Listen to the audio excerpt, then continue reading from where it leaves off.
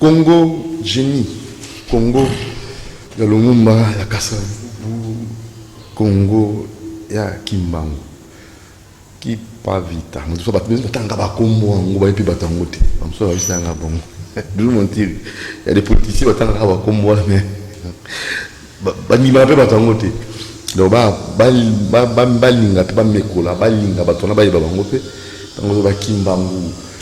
C'est bien mais est-ce que ebi Kimbangu asala nini pour na biso c'est très capital. Bonjour na ba ndeko ko na biso. Toye na ba génie mi balé les autres yamba pour tout solo là makambo Italie Congo na biso. Alors avant tout kota na bozindo masolo na ko linga pena tout ça dans tout na régie pour tous na ciment on a tout présenter nos invités au Bazalia ba génie au Bazalia. Na pesi merci de l'équipe technique on voulait bazalaka la mosala merci à maman Karine bébé. Merci à Alain Kabongo, merci à Bruno Mzinga, merci à Romain Makonda, merci à José Andia, merci à Valérie, à côté Kuna, merci à Yopé, à Web, et tout ça pour dire que vous avez besoin dans CCTV Ralik officiel, vous s'abonner massivement à la chaîne YouTube CCTV Ralik officiel. Alors on va faire comment? On va faire un tour de côté de la régie. Avant tout ça, on va Karine Sab à présenter invité, déjà ça Zubango, Mbote ba génial lelo, vous allez bien. Mbote ça vous allez bien, Benjamin Kawanga. Kala, banda génie kongi banda oui, moi Kala na CCTV et c'est tout depuis que émission na biso ekota na oyo to banda ko sabela il faut commander ngona génie Congo parce que tango to mona génie c'est-à-dire l'intelligence. C'est-à-dire l'intelligence du Congo et puis place à pour s'exprimer. Et ndenge la parole de Dieu dit, la première intelligence, le commencement, il y a intelligence, il y a sagesse, c'est la crainte de Dieu. Très bien. Et mon peuple périt par manque de connaissances, et la véritable connaissance, c'est à Koye Babozambe. C'est pourquoi tangozo tanga bakombo, tel que Kipa Vita, Kimo Kimbangu. Vous appelez Simona on a fond. Et on a Zomona Bangoana, même si il y a Lumumba et tout. En fait, Toza nécessairement quand on a besoin comme on a bilongi na bango tout comme bilongi na bango c'est important mais ce qui est important ils a besoin intelligence ni bazala ki nango. Très bien. L'esprit ni ozaki ko animer bango. C'est cet esprit là que nous avons besoin pour nous trouver solution dans Katia Congo. C'est pourquoi chaque fois que na banda lo bana bato awa prophète Benjamin Kawanga est l'incarnation de Simon Kimbangu. Bato bando kanisa ke na fona zala moi ou bien Koko ya Simon Kimbangu. Non, ça veut dire je porte le même esprit qu'avec Kimbangu. On c'est dans l'esprit là où il y a l'intelligence. Et donc je bénis Dieu pour cette innovation. Il y a émission et comme un génie pour la première fois pour moi. Et je crois bien bao bazolanda biso bakoza la décité parce que nous allons donner l'intelligence parce que l'intelligence c'est des ozanga biso pour Congo et comment est-ce qu'il fallait comme. Merci. Kennedy Kadona MLC Bon. Malam de Kododo. Koi Ngondo. Vous allez bien? Bien de Kododo. Ah, tu aimes bien aussi mon comment là? La CPLI pour l'invitation on dengo pesinga ko leka ko kabola maele na ba jeune nyonso ya RDC nande konanga prophète Benjamin exercer ngo pour nanga ko partager plateau moko nande konanga. Très bien. Balgoso hein. Voilà, sujet du jour tout que nous a régie pour tout bandango to ko tabozinda sujet du jour na biso. C'est parti.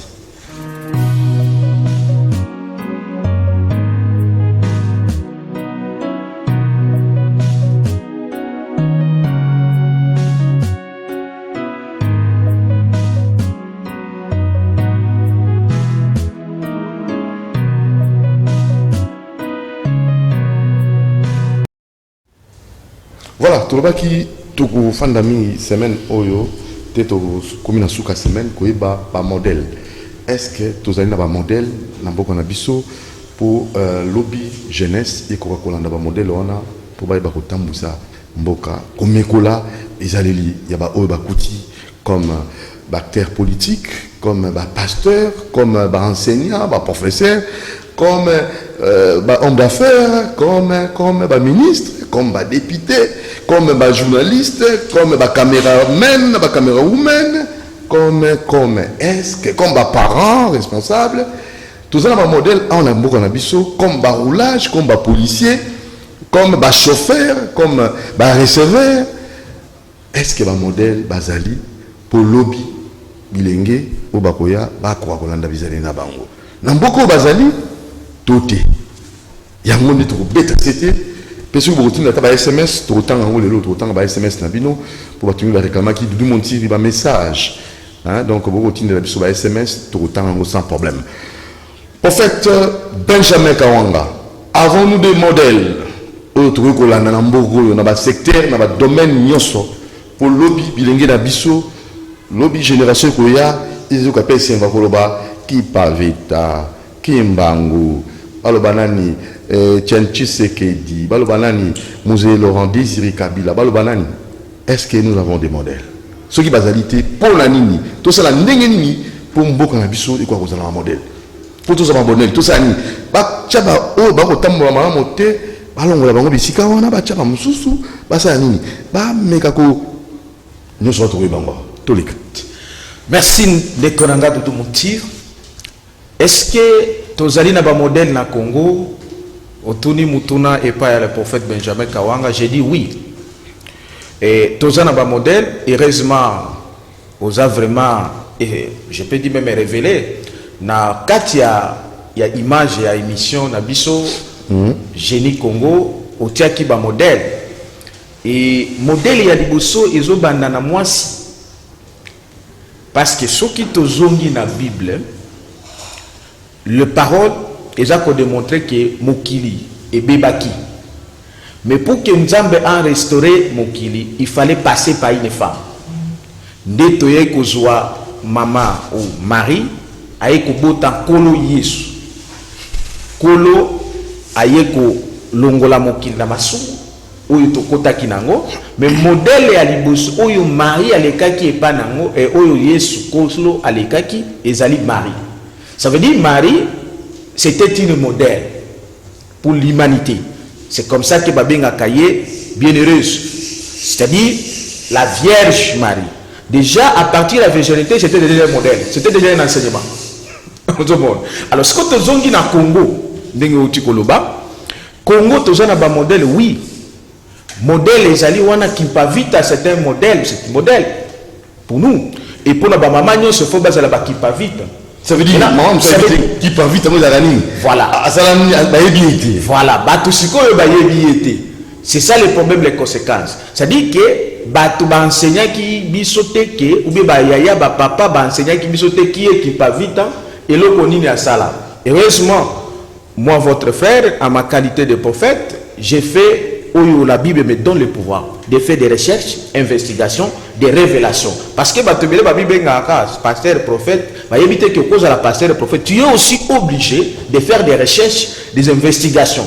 C'est comme ça que la Bible dit. Voulant sonder l'état et les époques. Pour nous connaître l'histoire de Namboka Nayo, qui sont les modèles, qui ont fait quoi. Et lorsque même on continue dans la divinité, nous avons des fois d'abord un modèle Namboka Nayo. Et Namboka Nabiso, il y a cette dame, cette femme de fer, qui pas vite, prophétesse. Il avait le don de la prophétie. Mais modèle est lié à quoi? Azana don et la prophétie, mais il s'est sacrifié. À se sacrifier pour le Congo. C'est-à-dire quoi? Elle a refusé. Elle avait refusé l'esclavagisme et la colonisation. Puisque l'esclavagisme ou la colonisation n'a jamais été l'œuvre de Dieu le Père. C'est l'œuvre de l'ennemi. Comme ça la Bible dit dans Galates 5, Christ nous a affranchis pour être libres. N'acceptez plus de vivre dans l'opprobre, dans l'esclavagisme. C'est-à-dire, il y a le peuple qui accepte l'esclavagisme ou la colonisation par leur naïveté, mais ce n'est pas la volonté de Dieu le Père, puisque Christ nous a déjà affranchis pour être libres. Pourquoi doit-on accepter que Batumoko, Bamindele, ou soit-il, ou Banani, na Banani, Baye, ba coloniser bidon? Et non, c'est l'œuvre de l'ennemi, c'est l'œuvre satanique. C'est comme ça que Kipavita était parmi les rares femmes qui se sont dit, écoutez, ça suffit. Elle s'est mise debout.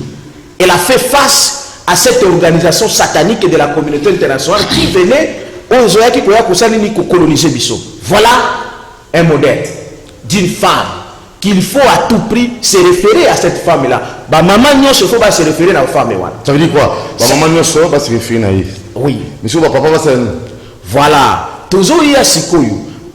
Modèle ya femme et kobota accomplissement nango prophétie nango et kokokisama et pas ya kimbam.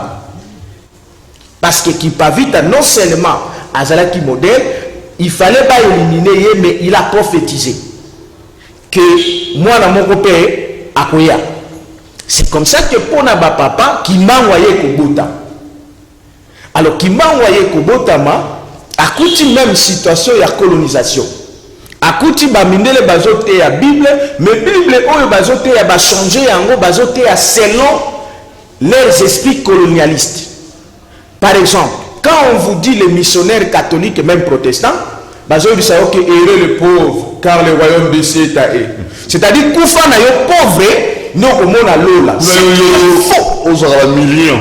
Ce qui est faux. Aux aura millions. Yo talaka kaka kotala mabele na yote. Yo talaka kaka nani.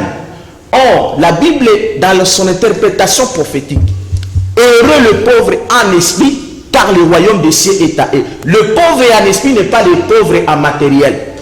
Donc la terre étant une richesse que Dieu avait donnée à l'homme, les Blancs, avec leurs missionnaires, ils ont fermé le peuple congolais, les yeux, le peuple africain, de ne pas s'intéresser à leur terre.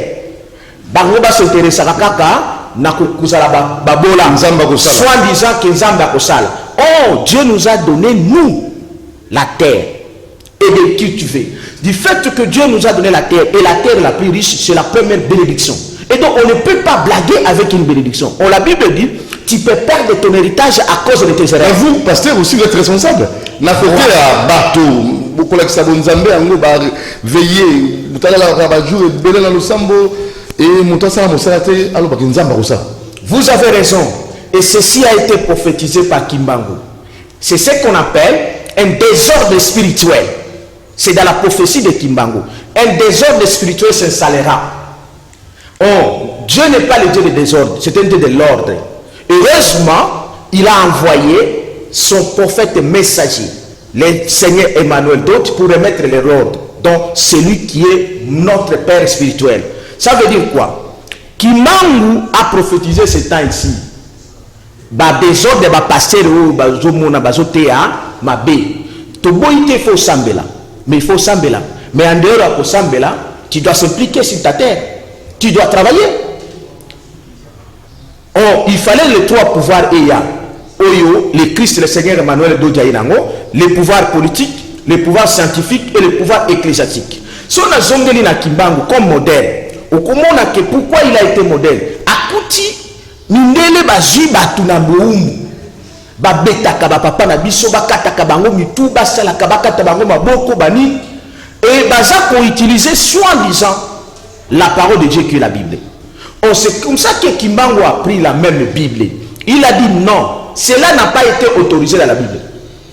Nous ont prêché une fausse évangile. C'est comme ça que Ayebisa Kimbangu bamindele obozomona bakokoma batu mwindo. Alors, je voudrais dire quoi par rapport à modèle Kimbangu? Modèle Kimbangu a refusé la colonisation sous prétexte de l'évangile. On va message de Montiri. Nous avons des modèles, je cite Cardinal Malula. On va attendre ce message, un modèle Bazali, la personne d'Akissa, Cardinal Malula, n'a habité modèle Nayo Nani, et comme la biso na numéro de l'affiché, pour te contacter, on a besoin d'un message. Oui, on a besoin de dans CCTV Rallye officiel. Dans le numéro de plus 243 89 61 52 634. Benjamin Kawanga, merci prophète. Toké pa ya Kennedy Nkoi Ngondo. Modèle azali na mboka oyo na ba domaine nyonso. Tout ce qui est dans la politique, tout ce qui est dans le domaine religieux, tout ce qui est dans le domaine nyonso. Nous avons des modèles. Au jeunesse c'est Kolanda et emboîter les pas lobby pour avoir orientation malamu pour lobby la biso. Pour nous la lobby mais nous na e banandi lelo. Jeunesse ne vous relève. Ndeko Doudou na RDC sortali bien. Il a participé mawa. Participer mawa. Participer mawa. Ngana ok na domaine ya ba prophétie te ko ya ndeko na ngai. Yo ki na politique. Na otika domaine politique. Pour ce que je ne maîtrise pas moi, on ne pas vite. En plus, c'est le cas de la MLC, donc. Oui. La politique, la RDC, actuellement, sur 100%, il y a acteurs politiques. Le modèle va cause à 5%. 5%. Pour l'année. Pour l'année. Parce que Mboumamabe, Banda Kala. Non, écoute ça, Mboumamabe. Mboumamabe, biso moko bato. Comment? On peut ce exemple. Mambozo le Kamikolo. Wapi. Na EPST. Iseni. Ndeko Bakonga. Aseni. Bakonga, oyebi. Asa modèle. Mboko yo. Zéro on a bengeta 3 fois. Bakonga. Est-ce que Mbambosset on pense qu'il a avenir à jeunesse? Mais il faut de la justice, ça, ça là. Justice. Mais du fait qu'Akimi a se retrouvé dans Braza et puis n'a pas rebellé dans Malette. Il y a ce cas qui est innocent. À l'écart qui a un bandé journaliste. Ah bien il y a l'autre côté gestion orthodoxe et tout. Mais il y a gérer bien au y l'autre côté. Okimi comment on se retrouver dans Gambo. Mais chose grave à Katsi Boutou. Est-ce que depuis que Mikoro a fait voir ba hippopotame mo bazara mi balé. Bon ce balia qui au Bakongo no lobani. Oh. Hein? Ce qui balia qui a ngao lobani na Boutouana. Asui risque d'abord y a quatre na pirogue. Boutou pour nous kende Braza. À part ça, on a 2 millions de dollars en espèces. 2 millions. Oh mbokani. Mbongo zo tambola boy. Tandis que so ke na banque ba sur liquidité zate. OK koto ba ebisio awa mbongo ezate o mikolo ifo bobimisaka mbongo 10 ndam pour mbongo ezate. Ndeko na moni bandeko mo batindi biso message baba to bien kobete la on c'était maître Franck Kalolo. Il y a lobby lelo ba ko sala marche monene. Marche il y a le coordonnateur national du centre de réflexion juridique de la lutte contre l'impunité CRJLI à lobby boye. Il faut pas auditer gouvernement ilunkamba mobimba. Pe bato bazana ba bien à l'état. Ba ki ko zongisa ngo bango na malembe. Selon maître Franck Kalolo. Ba mizongisi la bien l'état. Mais ça a raison. On a demande naé na maître Gladys Ntsenga ba ko sala marche et komanda itinéraire on appelle ça nga ba okenda te na 12e na nino place de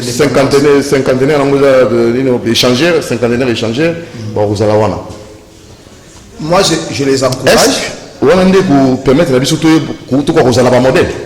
Tant ba veille patriotique et banda boende ko il faut pas to azana bonne foi mutu mboka eza munene mutu na mutu faut contribuer na manière na contribution na asali yangwana tozo basiko contribution na biso pour na veille ya nani et puis ngana obakisa boende ko dudu jour ba confirmer nini extradition ya Willy Bakonga jour na heure ba pesa biso na osenga ba enseignant nyoso na ba élève tu as koyamba moyibi ya mbongo ya l'état. Ce qui justice est confirmé. Ce qui justice est confirmé. Pour jusque là non. Jusque là non justice est confirmé et ça au conditionnel. Modèle ou pas modèle? Aza modèle té atamukete. Attends que justice na la. On a biso yoso baso justice est confirmé. On a biso alingeti. Oya IGF a confirmé que déjà Lobaki a joué à monter ba journaliste contre IGF. Ndeko na biso alingeti a Lobaki amu. Pourquoi commenter les journalistes? Ce qui est il y a IGF à le Kuta. Qui est la justice, qui est la ministre pour Nangaï, Ndeko Bakonga, a mérité, a appelé honorable sénateur T, honorable député T, excellence PT, a mérité comme un médiocre. Ça c'est trop fort, il faut attendre. Alors, c'est la médiocrité. On va confirmer. Non, l'acte posé déjà du fait qu'Akimi. Alors, dans le secteur de l'éducation, Akimi justice. Dans le secteur de l'éducation, Akimi justice. Tous les promoteurs, tous les enseignants, tous les professeurs, tous les députés, tous les politiciens, au Bako, c'est un modèle. Bazali, mais Baza Mouké. 5%. Baza 5%, Baza Mouké. Mais nous, c'est bon. Baza Mouké. Et bien, Baké, on a Kopala. On a pris cet exemple, il fallait pas investir le gouvernement. Investiture au gouvernement. Pourquoi pas aussi? yango tokozonga na proposition na salle na chef de l'État soit avec aucun assemblée wana akoma ko légiférer par ordonnance loi. Vous appréciez mbongo ezate mbongo pour ces élections ezate raison mondaine ya na cour constitutionnelle akomi ko légiférer par ordonnance loi. Est-ce que la biche enfin na banda coupo non écoute et ça limite pour la logistique ou ça limite pour les députés baboy papa mioni wana banda ikala le autre lo bawa ba okende ba motion na motion ba bandaki 138 baza d'accord te boti ba sori na mokonzi mboka le autre so ba tozo ka sous pétition mo eza kuna pétition à 125 sur 128 députés o ba ko isa ba nini membre bureau tozo kende wa o comme tour de Babel de Doudou. Ça rejoint la prophétie de Kimbangu, des troubles Kokota, confusion et Kota dans l'église, Kokota dans la politique, ou comment? Oui, nous sommes dans l'accomplissement des prophéties de Simon Kimbangu. Nayemisaki awa na micro la binoya CCTV, aujourd'hui Génie Civil, Génie et Génie Congo. Vous vous rappelez que le 27 juin, Tokenaga manifestation dans le palais du peuple, notre sujet. Toujours les politiciens, oui, c'est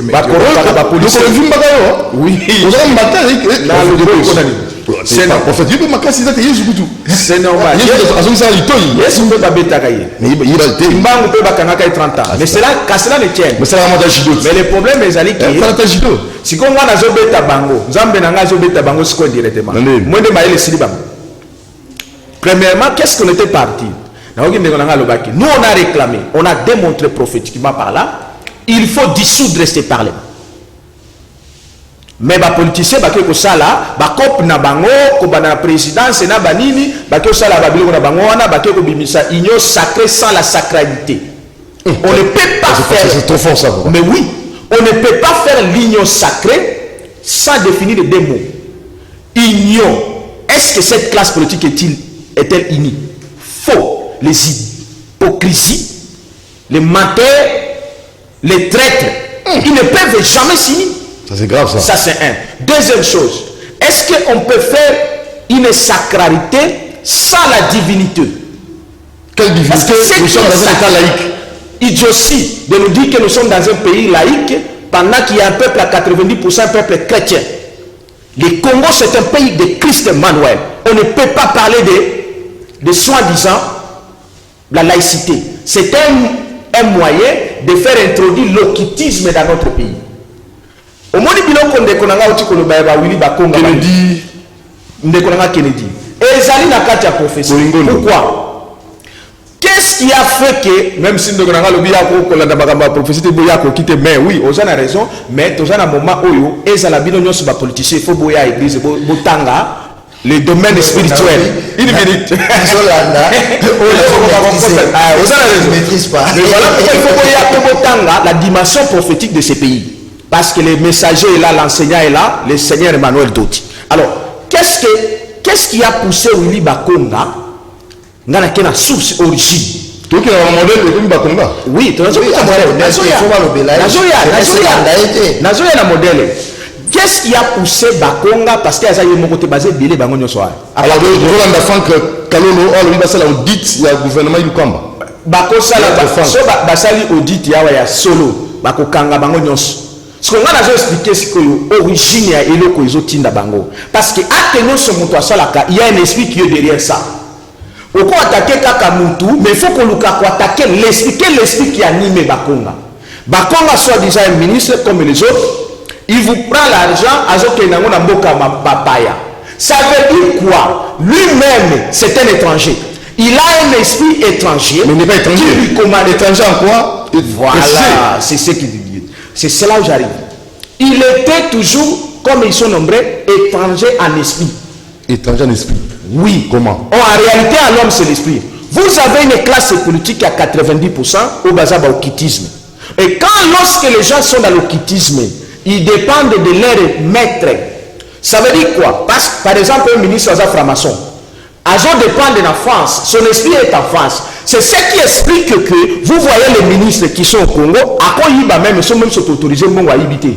Au lieu que nous sommes en Équateur, nous sommes en Napoto. C'est parce que c'est là où il y a son esprit. Donc ne me dis pas que si tu as un modèle T, ils apportent tous la conférence avec Nambo. Mais parmi les raisons que Kimbangu avait dit, lorsque vous verrez, ces gens-là adoreront les dieux étrangers. Parce que vous avez une classe politique qui adore les dieux étrangers.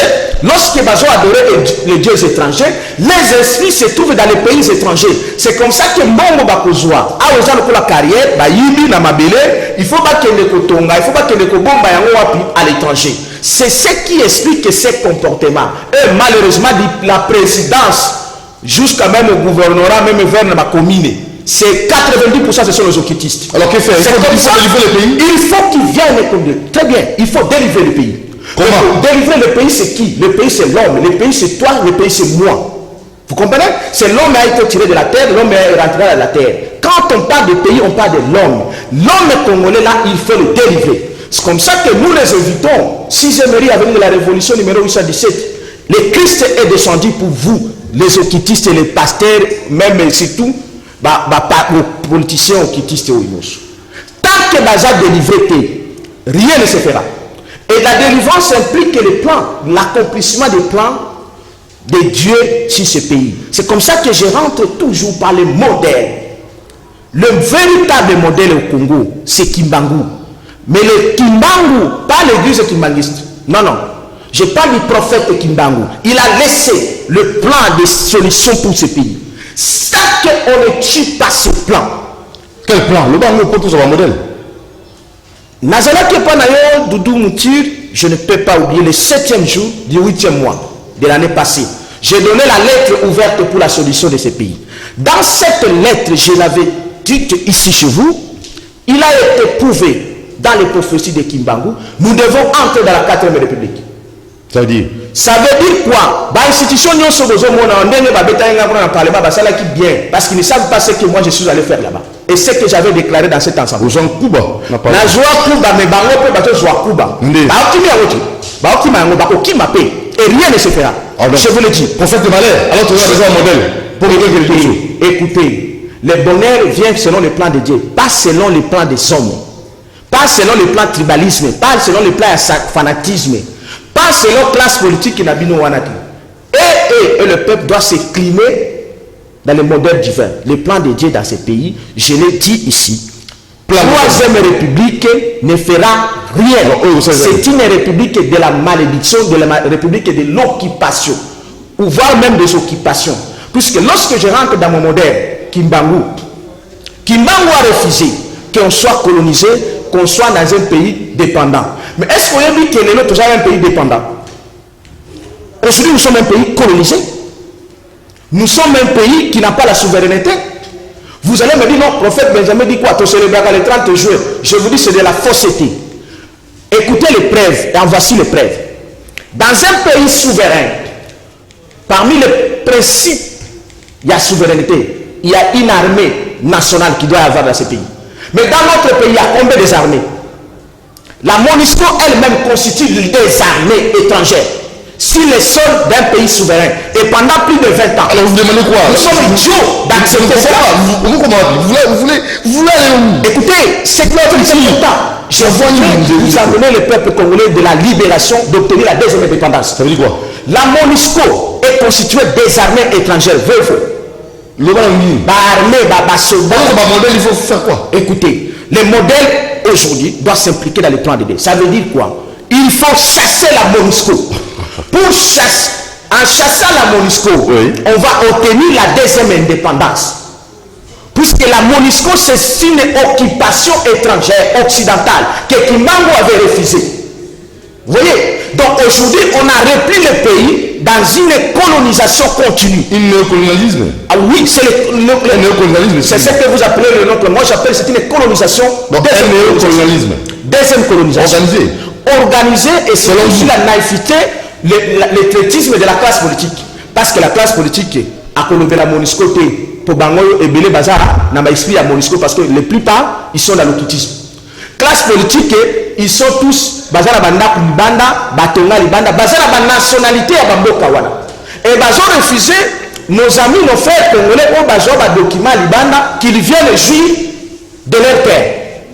Et donc, la présence il y a MONUSCO, mon frère Doudou, Vous êtes un intellectuel. Vous nous suivez, vous êtes intellectuel.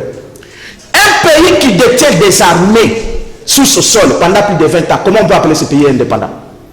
Nous ne sommes pas indépendants, nous sommes colonisés. Et voilà pourquoi, pour que nous puissions obtenir tout ce que nous cherchons, il faut d'abord chasser l'occupation étrangère. Mais pour la guerre à l'Est, c'est la solution sine qua non pour mettre fin à la paix, la guerre à l'Est. Je donne une minute. Les peuples angolais n'avaient pas tort de chasser la MONUSCO ou l'ONU à l'époque. Et donc, nous n'avons pas aussi tort de chasser la MONUSCO. C'est comme ça que je dis, notre principal objectif maintenant, d'ici le 30 juin, c'est de chasser la MONUSCO. Tout Congolais doit s'impliquer. Et cette classe politique doit par des manifestations divines et populaires. C'est le peuple souverain qui décide. Pas la classe politique, elle n'est pas souveraine. Ni la présidence, elle n'est pas souveraine. Ni ce parlement n'est pas souverain. Mais vous avez fait ça comment? Mais écoutez, comment on a chassé les Belges par la même population? Et nous y sommes, et nous allons le faire. C'est comme ça que j'implique, premièrement, nous, les mouvements citoyens, nous sommes dans notre mouvement Union des Congolais pour la libération totale, et tous les autres mouvements citoyens, on a déclenché à l'Est. Maintenant, nous allons déclencher à l'Ouest à partir de Kinshasa. Et ça va se faire d'ici le 30 jours. Nous devons tous nous mobiliser, chasser la MONUSCO sur le sol congolais. Et la MONUSCO doit quitter dans notre pays pour confirmer notre souveraineté et notre indépendance. Kennedy, Kongondo, parce que Benjamin Kawanga il a un magam. Alors but toujours comme un modèle, mais blocage ils allaient dans MONUSCO. Selon Ndekonabiso. Ndeko Doudou. Tout ça le pays moko sous occupation. D'abord condoléances à la famille ñoso. Ko ba kufa na est. Ça fait mal là. Ça fait mal. Le Congolais sujet moko. Peu plus ba kufa musika alors que baza ba Congolais ko biso. Obi biso to ba Bantu. Bantu asepela na liwa ya mninga te. Bantu kaka mawa na liwa ya mninga. Alors pour éveiller conscience à ba jeune na opesa bango moi historiquement wa muke kaka. Oyebi mboko Yougoslavie na Europe ezali pays moko munene vaste. À un certain moment bayambaki bapaya balbanais habitants ya Albanie bayambaki bango bafanda kuna pendant plus de 35 ans. Pendant plus de 35 ans bafanda na province nini, na pese exemple na province nini, na province ya Kosovo. Du fait que bafanda kuna protégé par nani tout bobenga la communauté internationale, protégé na bango. Et là on dit basali ba créer insécurité, ba bandi ko swana ko bunda na ba kolo mabele ba Yougoslave. Ba bandi ko swana ko bunda tongo midi pokwa ti ba memi na Nations Unies bazongi, ba memi na Union européenne bazongi. Si après un certain moment basala nini parti wana ekendaki yango le ka pays ba ben Kosovo après 35 ans de lutte ya ba Yougoslave ba albanais ba boto la parti wana eza habité na ba habitant ya Albanie o ba benga Kosovo na Yougoslavie mabele ekendaki. Par là qu'est-ce que je voudrais dire, peuple congolais a fungola misu akoma éveillé. Parce que bon, ça a 35 ans, parti wana Kosovo, histoire wana ba jeune bébé ba ngote. Kosovo, na yesu ba guerre wana ba nona tu ezaka penda o Kosovo indi. Source na weza zali po ba yambaki ba paya na mabeye na bango. Ba paya ba fandi ba réfugiés, ba fandi ba s'installer ba bin token de. Mais c'est pour stabiliser l'est du pays selon Nazoko bandeko Doudou bafandi bazui nani indépendance bakena Nations Unies ba proclamer bango état indépendant le koma Kosovo. Alors pour na biso d'abord na banda ko yesa ba jeune na kuna basala o biso na scoutisme tozo benga feu de camp la la te to sala mo sera musée sera ba Rwandais ba kotaka. Ça veut dire quoi? Village o bazamuke bazui basangani na butu ba pelisi moto. Ils doivent se défendre, là d'abord l'État a la sima, pas d'abord parce que trop c'est trop, bah koufi trop. Musée a le baguinin, bazo balance, bazo ba flèche, ba arme traditionnelle, va se défendre, va se regrouper toute la nuit, bola la congité. En attendant que l'État aille. L'État déjà beaucoup. L'État, ça fait combien de temps ça fait combien de temps? Va s'organiser d'abord, va ça la feu de camp, va bien en force d'autodéfense. Moi je vous parle de la MONUSCO. Oui, nous avons comment? Pour la temps. Pour la MONUSCO. Pour la MONUSCO. Il faut une résolution. Au la calamité à Bissonio, à la société civile, parti politique, au Ezana Bolingwamboka, tu signé, tu tinda ba délégué national, tu tinda ba à l'État. Bon, ok, na siège à Nations Unies. Mais que vous déposez, après que déposer, Bisso a te déclenché. Tu as siégé bango systématiquement, tibako kende. Et pacifiquement, na violence, na kinya nyoso. Tu as fan de la bango, ti moi basa ba mouvement aux arrêtés, ti ba non to kende. Bakenda na Angola, guerre ici là, ici là. Le joie PIB na biso na Angola. Ils ont quoi alors qu'Angola a eu indépendance na biso. Nous devons nous réveiller. Si on ne s'élève pas, ce pays va partir. Ce pays est qualité, va balkaniser Mboka, ndeko Doudou. Tout ça, na sonité à Wolobango. Parce que déjà dernièrement, na Ituri, Marambo Lekaki, Bauti Zamba Baye, ba attaquer ville, ba bomi batu, ba tumbi banda kwa batu, et puis FARDC Oya, ba zongi na barona Zamba ba fandi. Des guerres asymétriques. Alors, ça, il faut nécessairement population et tout le monde a mis à côté la pose soutenir tous à la modèle et ba modèle ba roza na mboka oyo pe kimi ezali ce qui pèse alité ba porter mala moté ba roza la penza na kimi atende ko benga papa mboso obi mais prophète le christianisme ezali kolo ya nyoso comment est-ce que vous avez la bateau occultisme ezali distraction te point ni yesu azali kolo ya nyoso zo ko kolonga occultisme na mboka ote. Très bien. Monsieur Mbosso. Vous avez un message. 89 61. Je ne parle pas du christianisme, je parle de Christ qui est au-dessus de toutes choses. Parce que le christianisme, c'est une idéologie, un système, comme l'occultisme. Moi, je parle de Christ Emmanuel. Ok, Christ est au-dessus de toutes choses. Néanmoins, Christ étant le Dieu, il fait chaque chose bon à son temps. Ça, c'est un. Deuxièmement, pour libérer Mboka, ou bien pour libérer tout un peuple, pour libérer dans le système occultisme au Congo, il a fallu qu'il y ait une représentation divine. C'est comme ça que Kimbangu a prophétisé qu'un grand roi divin viendra. Il est déjà là, Emmanuel Doti. C'est qui? C'est le prophète messager Emmanuel Doti. Mais c'est vrai, attendez. S'il vous plaît. Non, mais on va bosser dans cette activité en Oyaki. Chaîne Nabiso. Très bien. Première fois en Oyaki. Mais on va aller là, il y a qu'à nous expliquer. Le comité d'Otine. Il y a qu'à expliquer. On dit la bien. Nazan a l'accomplissement et la prophétie. Le grand roi divin viendra. Je serai son représentant, moi Kimbangu. Moi, je suis l'incarnation de Kimbangu, c'est-à-dire je représente ce grand roi divin. Donc, voilà pourquoi Nazalaka, na terrain, na Makamba libération à Congo. Pas plus tard, quelques jours, dans la Mwanda, même na beach. Je voudrais dire ceci. Christianisme, ce n'est même pas ce que nous disons. Nous parlons de Christ. Mais seulement que le temps, il y a aussi sa domination au occultisme est arrivé maintenant. Mais pour la ça la yango, soi-disant christianisme, croire que Nzamba sala nyoso. Or, il y a la part de Dieu, il y a la part du peuple. C'est comme ça que Nazo Sande Konangai Kandi Kennedy plutôt, je m'excuse. To biso to cause la tête no to koma mukanda et que de ceux qui wapi ceux qui non. Mais l'administration, papa. J'arrive. Il faut aussi suivre les règles. Non, nous avons affaire avec les Nations Unies. Je vais vous démontrer quelque chose. Tant que Laurent Désiré Kabila a Zobundana, Wandé, Ougandais et tout, qu'est-ce que le feu Laurent Désiré Kabila disait? Pays Nabiso et Ali occupés. Ce sont les étrangers qui nous combattent.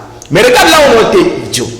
Les Rwandais, les Ougandais, c'est l'Occident qui les a envoyés. Parce que la même Occident qui a envoyé les Rwandais et les Ougandais, la porte verte sous la MONUSCO. Et comme le cola, mutu nyoka za kotoke na porte na fenêtre na yo.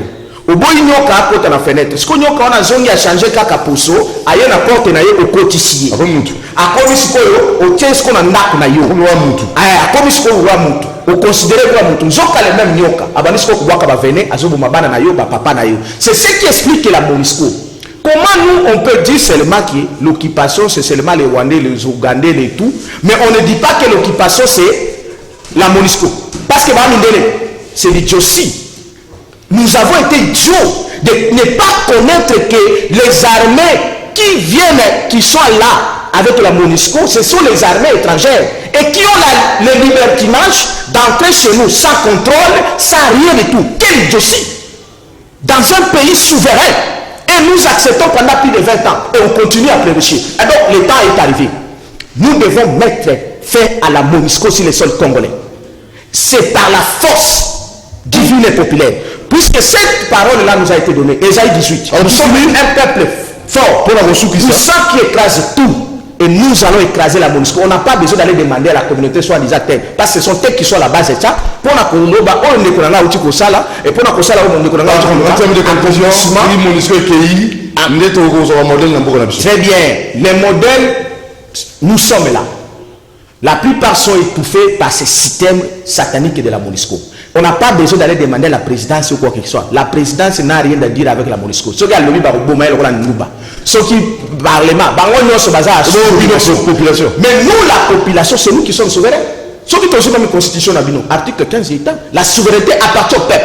Est-ce que la souveraineté appartient à la population? Vous allez procéder comment? Par des manifestations populaires. Vous savez, il y a un moment, la Bible nous dit ceci. Vous êtes les dieux, mais vous mourrez comme les hommes. Comment nous acceptons de mourir chaque jour? On se dit que non. Non. Nous devons mettre fin à cette tuerie en chassant la MONUSCO. Quand on chasse la MONUSCO, ils ont le col en jeté, au picoli moussissa.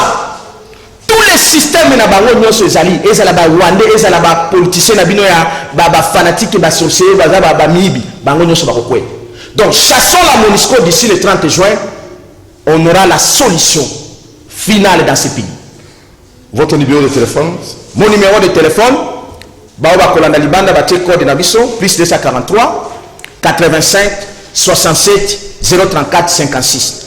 85 67 034 56. Tozali na conférence moko eza lobby na Fatima à partir de 9h, ba mouvement citoyen va intervenir pour le même sujet, le départ de la MONUSCO au Congo. Et tozoye bisabango déjà ba banda kokini. Ceux qui va zélir le pire ba komonango parce que ici c'est le Congo.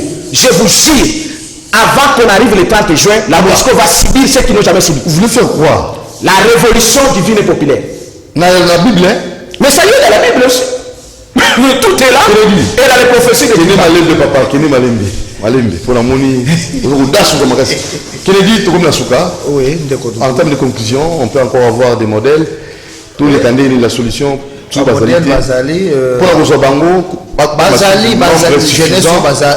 Il suffit seulement qu'on ait un cours à civisme. Les Congolais ont conscience. Mais pour nous déconner à lobby, tant que vous avez pas à l'époque, chaque vacances, nous avons na bamboka auprès ya bakoko. Koko na biso, koko na ngai bisanga disesemo ya makasi to mayele. Makasi to mayele. On ne kazolo ba makasi. Apesi biso exemple lobi, ba yeli muto makasi di boki akoni be babi buka ngo. Abaina makasi akoki amote. Muto mayele ye afungwe li boki ba buka moko moti asisa enyo sabuki. Donc c'est pour dire avec beaucoup de diplomatie parce que nous sommes à l'heure de la mondialisation. Diplomation est dans le Kouta. Diplomatie est dans le Kouta. C'est déjà à MC Baron. Réduit effectif na Baron Malembe pe bazokende. Nous sommes un peuple souverain. Nous sommes un mouvement citoyen. La MONUSCO doit partir avant les 30 ans. Il faut toquer avec beaucoup d'intelligence. Parce que soit toquer la maille, mboka comme mobulu. Bino bobo de la même parce que on a mbongo na système parce que kuna ndebo système sécuritaire national exact na capacité de sauter ou à défendre le territoire national. Est-ce que MONUSCO de la biso ndeko on a joué ça Bosolo ma politicien en même temps l'étendue nationale on a la capacité on a la capacité de sécuriser notre pays.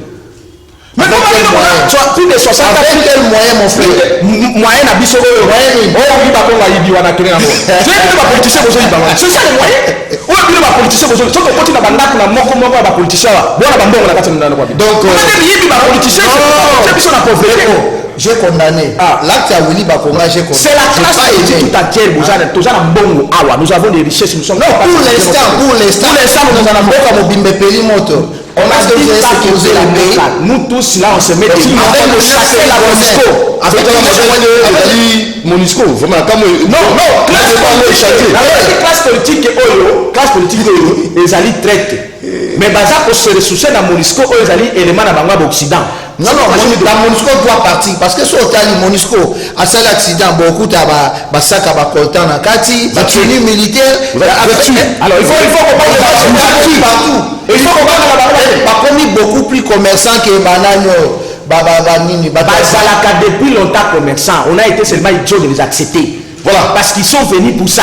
Ils ne sont pas venus pour mettre la paix au Congo. Et nulle part, aucun pays la MONUSCO a mis la paix.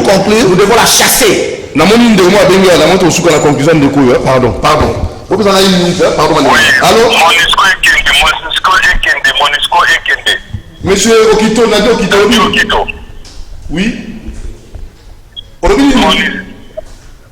MONUSCO kino petit nanga Benjamin Koli petit félicitations bakende Benjamin Kawanga monsieur Okito Nabi Alobi MONUSCO ekende na comprendre était sujet là qui va recevoir modèle yo ba lusi le kobi modèle sur MONUSCO ekende to recevoir modèle to ça la modèle qui va ça c'est ça il faut un sujet pour ça on fera appel la MONUSCO doit partir je crois on fera appel aux experts à la matière lundi ou mardi tout sur la makambo parce que total elle est bien fondée à MONUSCO total bilan MONUSCO pour te bapenza non bilan MONUSCO est un fiasco.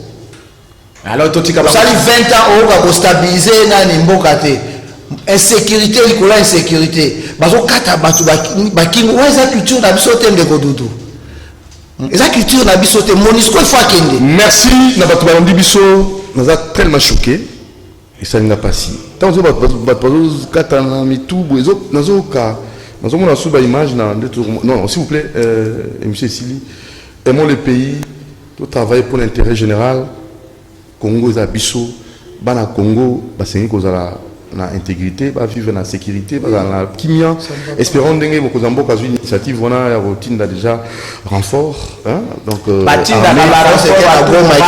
c'est la MONUSCO qui intercale même ba militaire na biso babunda to sur la ba militaire na biso nous avons des preuves ba MONUSCO so kocha ba rebelle kocha ba MONUSCO est corrigé MONUSCO est corrigé militaire qui n'a pas de proposition. On a droit de proposer dans l'état d'abus et ça normal. Parce que ce qui pèse à l'ité pour la on n'aura pas de modèle et ça socle. Et il y a développement. Merci. La paix. Merci. Je n'arrive pas à vous maîtriser là. Vos comités. La MONUSCO doit partir. Vos comités vraiment assurés. La MONUSCO doit quitter le Congo avant le temps de jouer. Merci. À la prochaine fois. La MONUSCO doit quitter le Congo. Merci. Nous vous aimons. Bon début de week-end. La paix doit régner dans notre pays. Ciao.